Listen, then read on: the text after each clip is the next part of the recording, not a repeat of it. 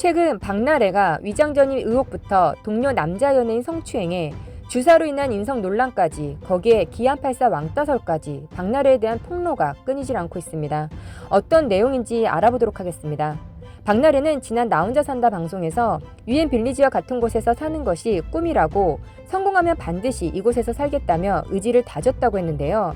그렇게 꿈이었다는 동네의 집에서 살고 있는 모습이 방송에 송출되어 당연히 거주지는 유엔 빌리지였어야 함에도 불구하고 뜻밖의 주민등록상 주소지가 서울 강남구 자곡동의 한 오피스텔로 되어 있었던 것이었습니다.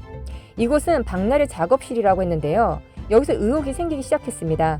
실거주지가 아닌 작업실의 주소지를 옮겨 놓을 경우 위장 전입 소지가 있습니다. 위장 전입은 거주지를 실제로 옮기지 않고 주민등록상 주소만 바꾸는 것을 말하는데요.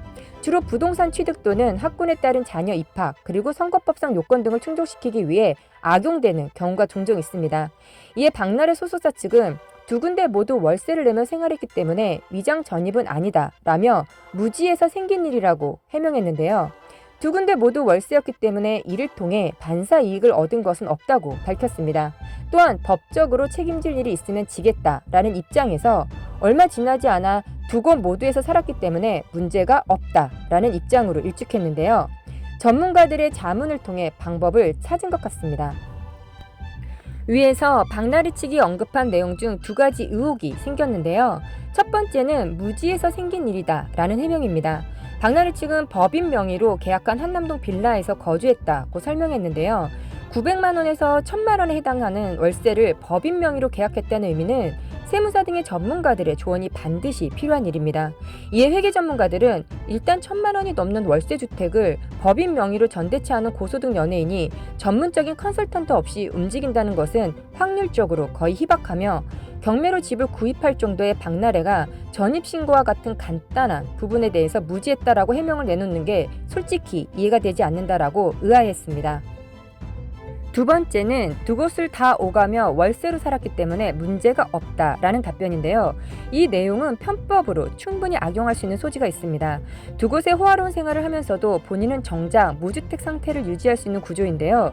이 경우 장기 무주택자로 아파트 청약 등에서 유리한 고지를 점할 수 있습니다. 아주 그냥 박나래 씨 덕분에 부동산 실전 공부를 다 하게 되었는데요. 물론 박나래 씨는 아파트 청약이 아닌 55억 원의 단독주택을 부동산에서는 가장 어렵고 복잡한 경매를 통해 구입했습니다. 박나래 씨가 무지에서 거액의 단독주택을 구입할 수 있었던 것일까요? 박나래 부동산 관련 논란은 이뿐만이 아닙니다. 2020년 8월 나 혼자 산다에서 박나래는 남동생에게 전세로 집을 해주었는데요. 이 방송 이후 증여세에 대한 지적이 나왔습니다.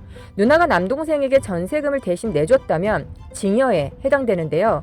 이에 따라 증여세를 신고 납부해야 합니다. 특히 형제 간의 증여에는 증여재산 공제액이 1000만 원에 불과합니다. 세금 부과액이 커질 수밖에 없는 구조인데요.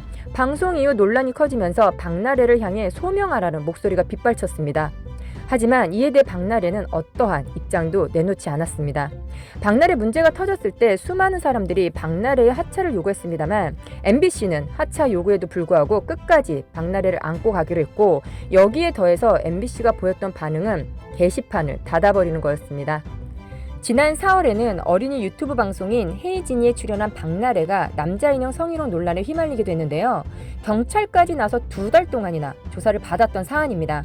결과적으로 무혐의 처분을 받았는데요. 투통령이 되겠다며 헤이날의 방송을 론칭한 취지와는 전혀 맞지 않는 술이나 성적인 신체 묘사를 통해 보는 사람들로 하여금 눈살을 찌푸리게 만들었습니다. 일각에서는 남자가 만약 같은 행위를 했었다면 결과가 똑같았느냐는 반발의 목소리가 커졌습니다. 더욱이 어린아이들의 우상인 혜진이와 함께하는 방송에서 이 같은 행위를 했다는 점에서 논란은 일파만파 더욱 커졌는데요. 이에 과거 방송에서 이상민이 밝힌 박나래의 충격적인 만행이 재조명되고 있습니다. 지난 2016년 7월 26일 방영된 비디오스타를 보면 게스트로 출연한 이상민은 직업상 처음 만나는 사람을 꼼꼼히 살피는 버릇이 있다고 하는데요. 어느 날 패션학과 교수님이 주선한 술자리에서 박나래를 만났는데 조금 취했는지 자신을 알아보고 가까이 오더니 박나래로부터 만짐을 당했고 박나래의 방송에서는 이런 만행이 당연하다는 듯이 넘어갔습니다. 술자리에서 박나래는 조금 마음에 드는 남자가 있었던 것 같은데 그 남자에게 가서 아무렇지 않게 기대면서 자신은 술에 취했다고 말했다는 것입니다. 중요한 것은 이러한 행동이 주사가 아닌 계획적으로 하는 것이고 술이 취했다며 기댄 박나래가 실눈을 뜨다가 이상민에게 2번 걸렸다는 것인데요. 그리고 충격적이게도 이상민과 박나래는 이날 처음 만난 자리였다고 합니다. 이런 정황으로 보아 해이날의 논란은 이미 예고되어 있었던 것이 아니냐는 겁니다. 사실 박나래는 동료 개그맨들한테도 술자리에 대한 문제점을 지적받은 적이 한두 번이 아닌데요. 이에 남창희 씨는 박나래 씨가 술만 취하면 자신 눈에 보이는 남자에게는 다 성추행을 한다고 했습니다.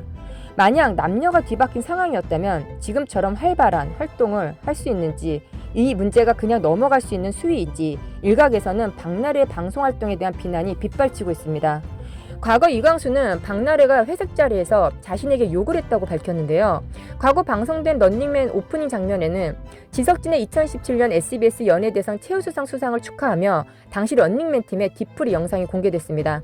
이날 방송에서 유재석은 지석진 씨 최우수상 뒤풀이에 박나래 씨도 왔다면서 사실 그날 제일 취한 건 박나래 씨였다고 언급했는데요. 양세찬 역시 아주 많지라고 거들었습니다. 이어 이광수는 처음에 안 마시더라. 그래서 박나래에게 왜 안 마셔? 라고 했더니 여기서 취하면 무슨 추태야? 라고 했다는데요. 그런데 결국 가장 많이 취한 게 박나래였다고 했습니다.